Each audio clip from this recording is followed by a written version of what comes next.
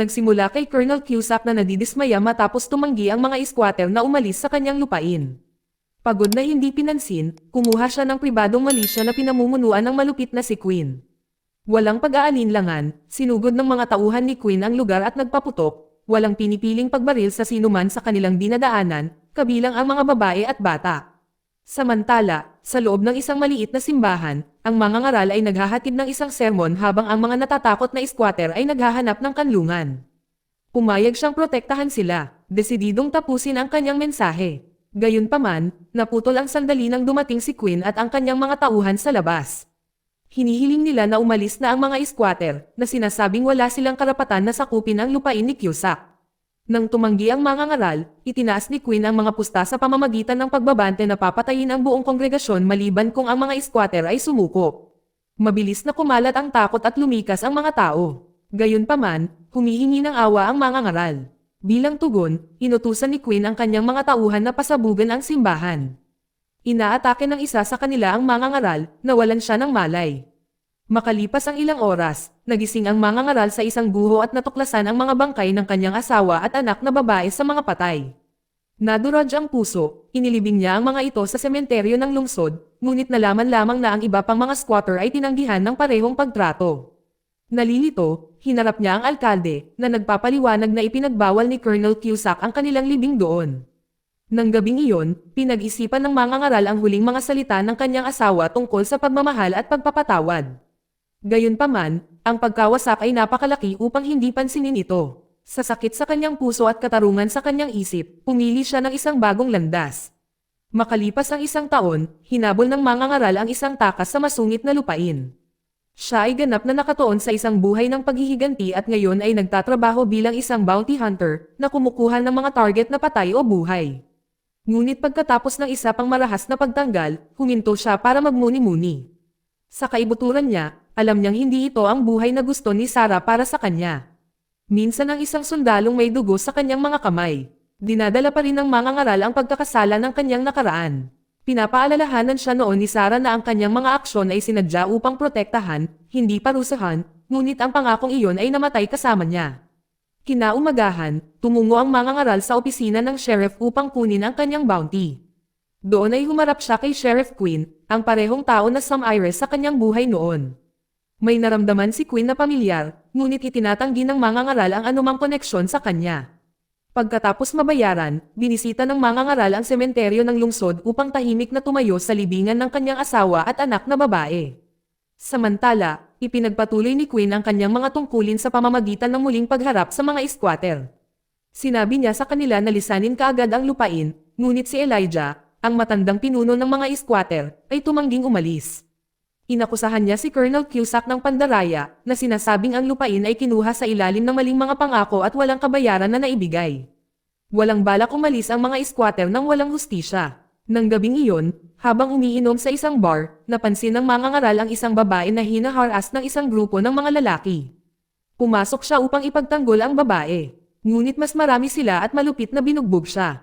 Itinapon siya ng mga lalaki sa kalye na parang basura. Isang babaeng nagngangalang Maggie, na nakasaksi sa eksena, ay naawa sa kanya at iniuwi siya upang gamutin ang kanyang mga sugat.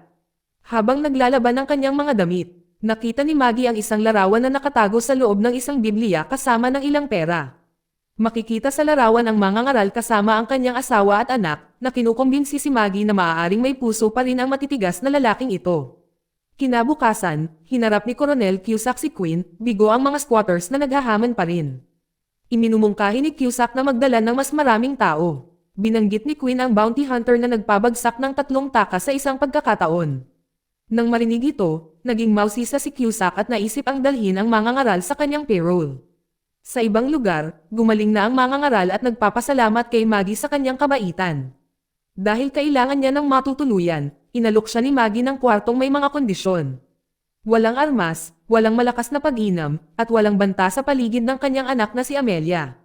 Sumang-ayon ang mga ngaral at isinuko ang kanyang mga sandata. Nang maglaon, nakipagkita siya kay Queen, na nag-update sa kanya sa lokal na sitwasyon. Ipinaliwanag ni Queen na ang mga squatter ay pinamumunuan ni Elijah, at plano ni Cusack na gawing tourist destination ang bayan, kumpleto sa isang luxury hotel at isang opera house.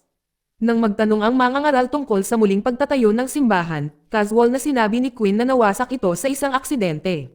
Walang plano si Cusack na ibalik ito. Itinatago ng mangangaral ang kanyang reaksyon, ngunit malinaw na naaalala niya ang katotohanan.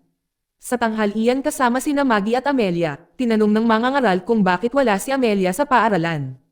Ipinaliwanag ni Maggie na mayroon siyang mahirap na nakaraan at mas gusto niya ang pag-aaral sa bahay upang maprotektahan siya.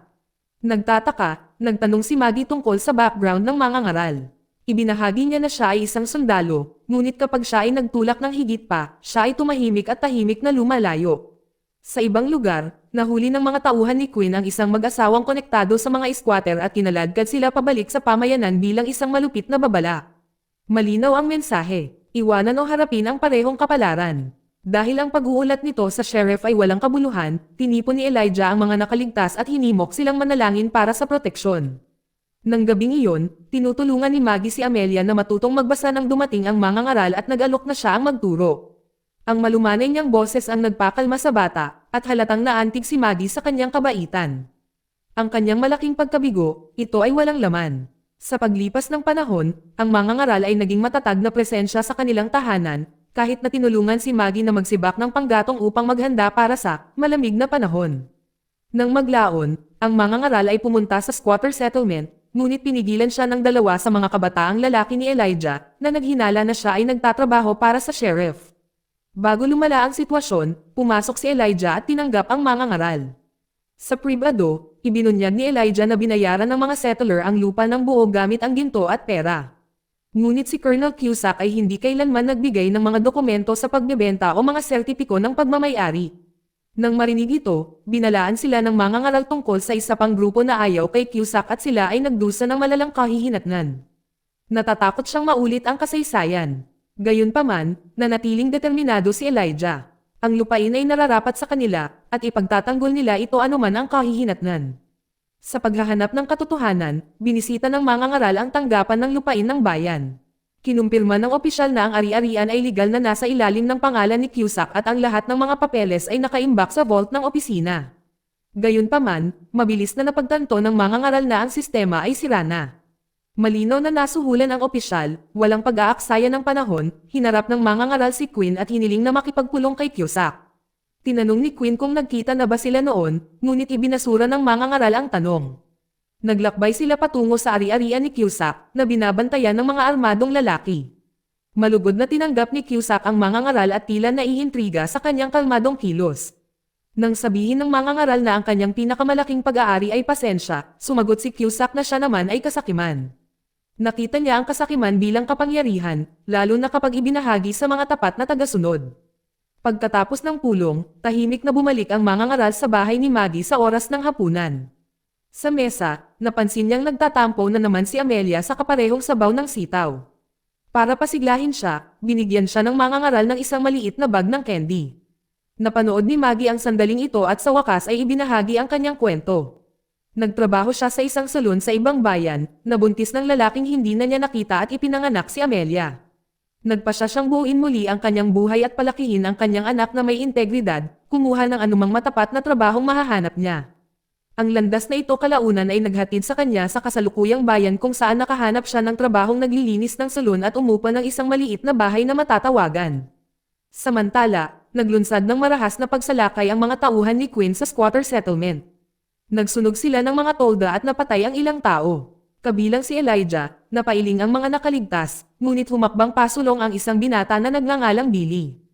Pinaalalahanan niya ang grupo na binili nila ng patas ang lupa. Bilang paggalang sa kagustuhan ni Elijah, sinimulan nilang muling itayo ang simbahan. Determinado na manindigan at patunayan na hindi sila mga kriminal, ngunit mga karapat-dapat na may-ari ng lupa. Kinaumagahan, hinarap ni Maggie ang mangangaral tungkol sa pag-atake at inakusahan siyang nagtatrabaho para kay Colonel Cusack. Nilinaw ng mangangaral na wala siyang koneksyon kay Cusack. Sinabi niya sa kanya na nasaksihan niya ang isang katulad na sitwasyon noon kung saan pinatay ng mga tauhan ni Cusack ang isang grupo ng mga squatters na tumangging umalis. Kasabay nito, galit na galit si Cusack nang malaman na tumanggi pa ring umalis ang mga natitirang squatters. Kahit namatay si Elijah, pinilit niya si Queen na tapusin kaagad ang trabaho at inutusan siyang alisin ang sino mang lumaban. Nang tumanggi ang mangangaral na sumali sa layunin ni Cusack, binigyan ni Cusack si Queen ng bagong utos.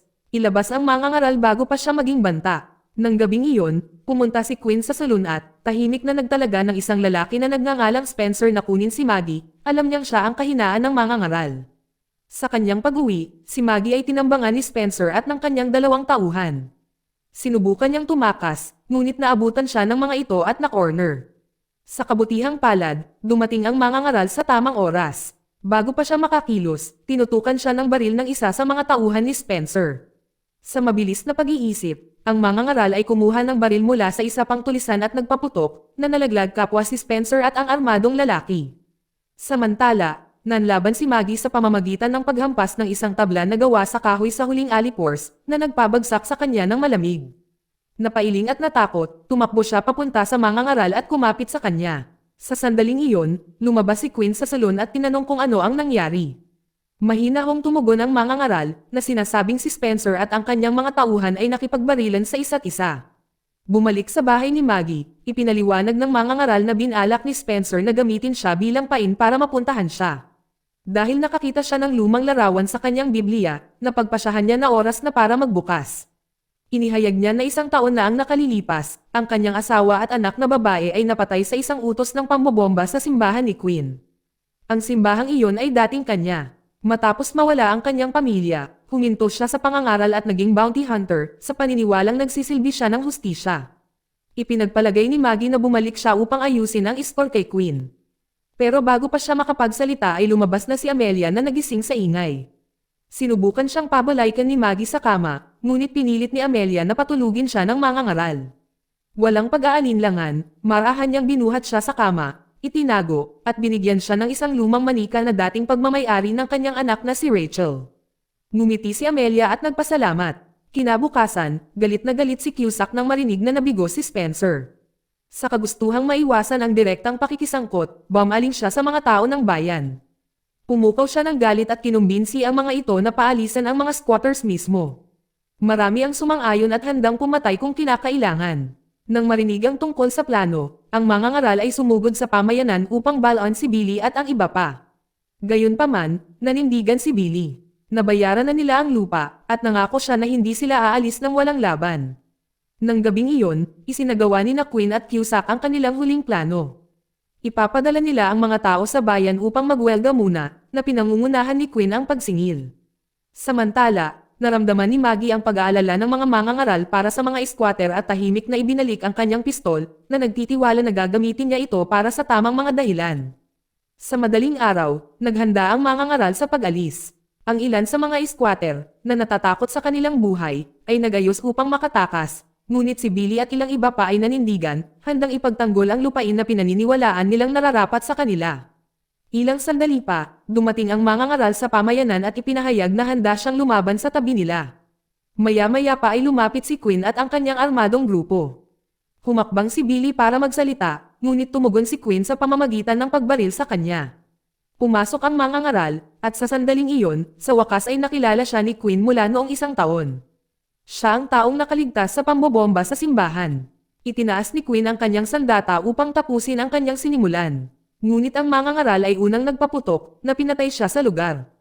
Pagharap sa iba pang mga tauhan ni Quinn, karamihan ay natatakot na mga tao sa bayan. Binigyan sila ng mangangaral ng isang pagpipilian. Lumaban para kay Cusack o lumayo. Nang mapagtantong walang kinalaman sa kanila ang hidwaan, tahimik silang umatras at umalis. Si Billy, na buhay pa, ay nagpasalamat sa mangangaral sa pagtayo niya kasama niya. Bilang kapalit, hiniling sa kanya ng mangangaral na itayo muli ang simbahan bilang tanda ng pag-asa. Hindi nagaksaya ng oras, pumunta ang mangangaral sa mansyon ni Cusack at pinababa ang mga bantay. Nang makita siya ni Cusack na pumasok mag-isa, nalaman niya kaagad na nabigo si Quinn. Sa pag-asang papatayin, pinagtibay ni Cusack ang sarili, ngunit may ibang plano ang mangangaral. Hiniling niya na ibalik ang mga sertipiko ng lupa upang mabuhay si Billy at ang iba pa ng walang takot. Na-corner at nagpanik si Cusack, binigay ito. Ngunit nang tumalikod na ang mangangaral para umalis, gumawa si Cusack ng isang huling hakbang at inabot ang isang pistola.